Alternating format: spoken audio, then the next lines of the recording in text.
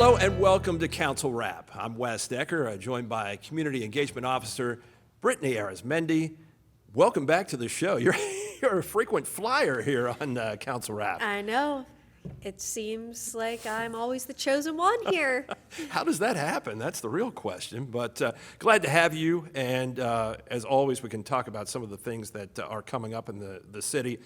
This is a big weekend ahead and much more to come after that. We'll get to that eventually, but wanted to talk a little bit about the agenda item and what you presented on at the meeting earlier, talking about the potential for $300,000 from Project Restore 2.0 for Main Street, or however that's sliced up, and then the potential for another $300,000 for community and economic development.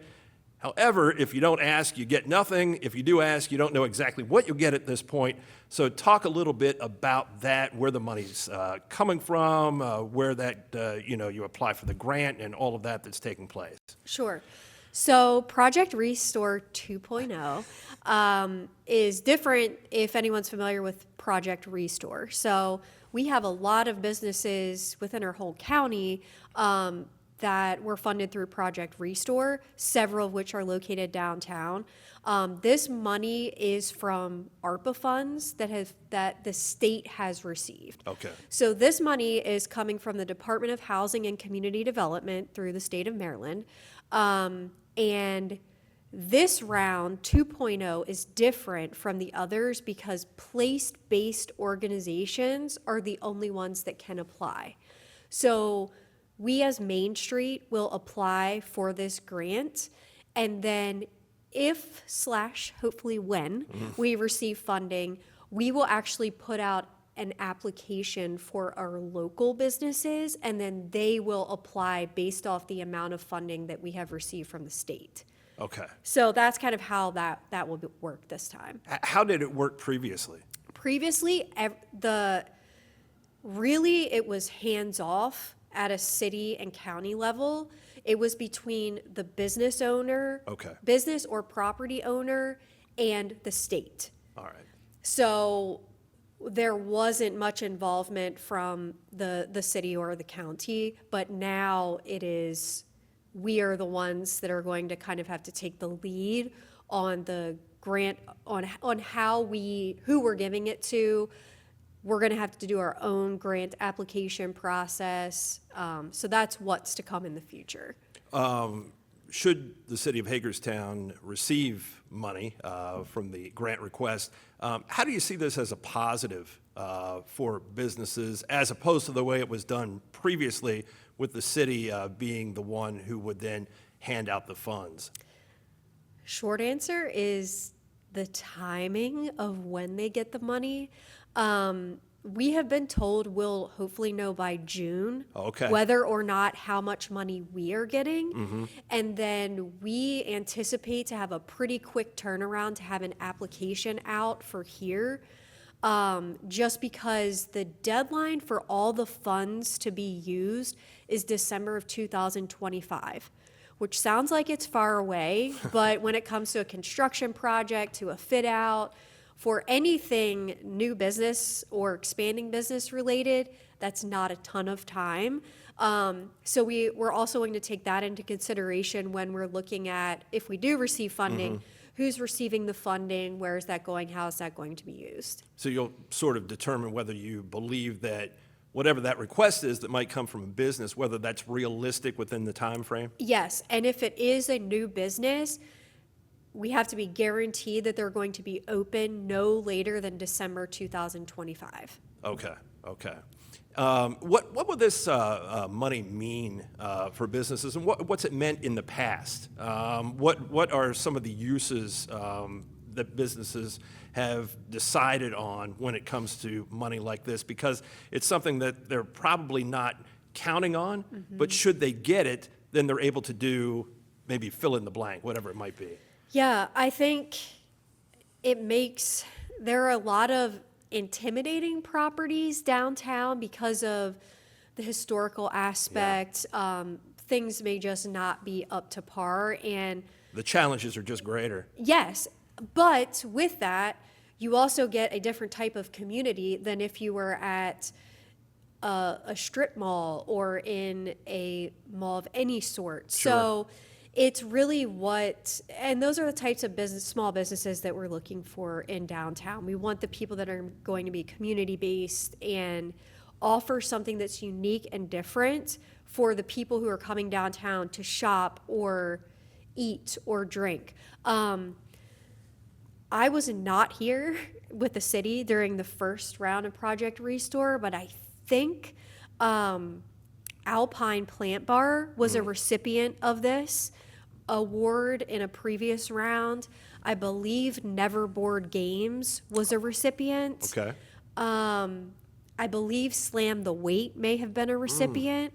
So we have several businesses in the downtown area that have done really great things with turning properties around, giving them a new use.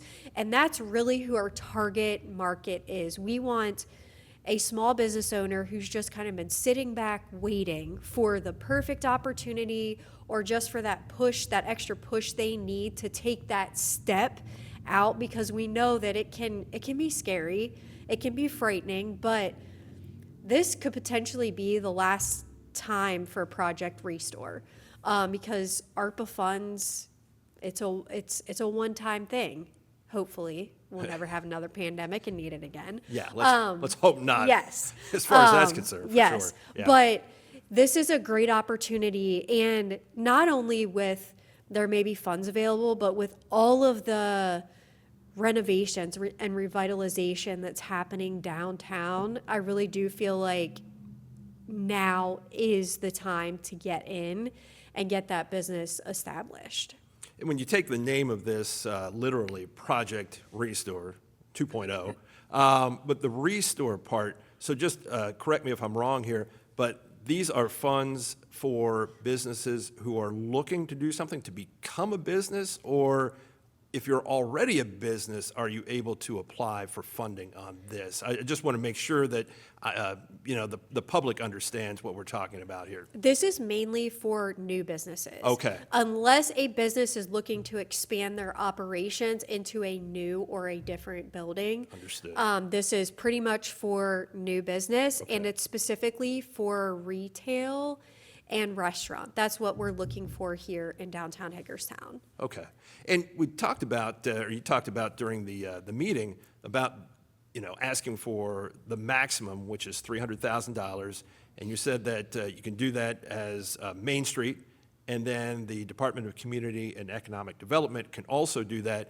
But my understanding is if you have separate applications in, whether it's for the same amount or not, you're not necessarily competing against each other as that would play out. So you could wind up with, one or the other could get 300,000 potentially, or you could get that total of 600,000, but you're not competing against each other. That's what we've been told. Okay. And the reason why we aren't competing against each other is because Main Street, we would be applying for the boundary within Main Street, and then economic development would be doing the rest of the sustainable community. So the footprint's different. Yes, exactly. Okay. So I don't know how much money is going to be requested at the state level from different place-based organizations. I suspect pretty much everyone's going to ask for the full amount. Maybe they won't. But again, they're going to want to see that we feel confident that we have businesses that can come into these spaces and can be up and running by that December 2025. And that's what I was going to ask you. That's my next question. How do you quantify that in an application? I guess, have you put feelers out with, Yes. within the community already? So we, in partnership with DCED, we have put out a business interest form. So that's for any businesses that may be interested in starting a retail shop or a restaurant here in downtown. We are going to meet this week to discuss and go through the applications and then we'll see from there. It's not too late. If you're just seeing this and you're interested, please feel free to reach out to us. You can reach out to Downtown Hagerstown on Facebook or Instagram, or you can email economic development at dced@hagerstownmd.org. So it's not too late if this is the first time you're seeing this or hearing this, but please do not delay in reaching out to us, because we are going to be compiling our applications here within the next week or so, and we want to make sure we have everything lined up to ask for the correct amount of money that we feel like is attainable for these different areas. And the application period opens tomorrow. Yes, so it does. As you said, you'll be getting together with DCED and having those discussions Yes. sooner rather than later. Yep. Let's shift gears and sort of take a look at the landscape here of what's coming up. Beautiful day today, some gorgeous weather to come. We're still going to sort of ride the roller coaster when it comes to temperatures here over the next month or so, as we always do this time of year. It's rather turbulent, but got spring fever for sure, and this weekend is a big start really to all of that downtown. What do we begin with?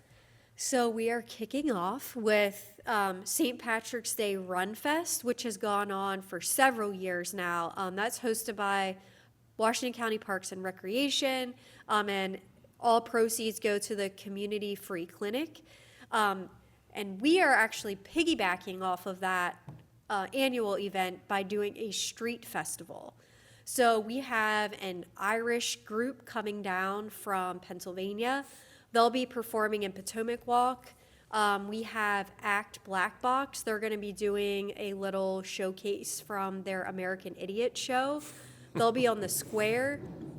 We are going to have a costume contest and a river dance-off happening on Saturday. So we hope to see you there. I'd have to have a lot of green beer in me to even attempt that. We can probably hook you up with that. That's not a good idea. We also have green mugs that we will be selling. So come find us at the Main Street table. We'll be selling those mugs. Those mugs will allow you to get drinks from the participating bars and restaurants. You'll be able to take those out on the street. We'll have a bounce house there. So yeah, we're going to be having a fun day. So that kicks off kind of the March spring fling of events. And then in April, at the end of April, we have Thunder in the Square. On Friday, April 26th. That same evening, is the kickoff of our new Decades music series. So that'll be featuring the Cruisers, and that will be in University Plaza. Looking forward to that. And then the very next day, we'll have our spring market, which will be an artisan market featuring handmade vendors. And then, I didn't mention this, we haven't put anything out about this yet, but during spring break, we are going to be doing an Easter egg scavenger hunt. So stay tuned for details on what that looks like. That sounds pretty cool. I'm intrigued by that. We are partnering with the Flying Boxcars for this. Okay. So stay tuned. Much to look forward to. And there's one event that's already underway. I know Council Member Schindler was talking about it before he even left here this evening. Yes, I forgot to mention, March is Taste of Downtown. So if you haven't received your passport yet, we just got more printed because we ran out, which is a great problem. Yes, it is. But we have our passports, and Councilmember Schindler, he and his son, I think they've gotten four or five stamps at this point. There are 19 on the passport. 28 South is a free stamp now, for anyone that it's asking. So there are only 18 to hit. So you have a little more than half the month left to make it to those restaurants. And then starting March 17th through the 23rd, we're actually doing Restaurant Week. And we will be putting specials out, hopefully within the next few days, about the different specials. Pizza Pretzel is going to do Make Your Own Pizza Night on that Monday.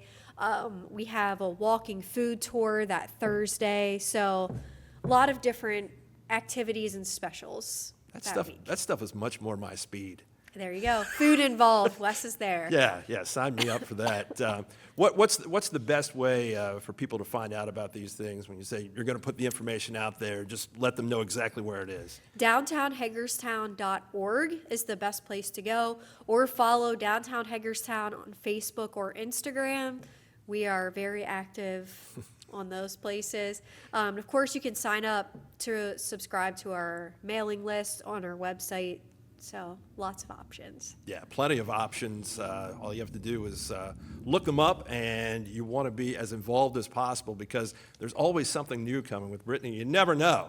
I mean, because as she revealed here, something that hadn't even been put out to the public just yet. Yes. So, yeah, again, lots of exclusive information right here on Council Wrap. Thanks for your time this evening. I know you're a little under the weather, so let you get back to recuperating, but there's lots going on here in Hagerstown as always, and we appreciate you tuning in following the council meeting for Council Wrap. For this time, that is a wrap. I'll see you next time.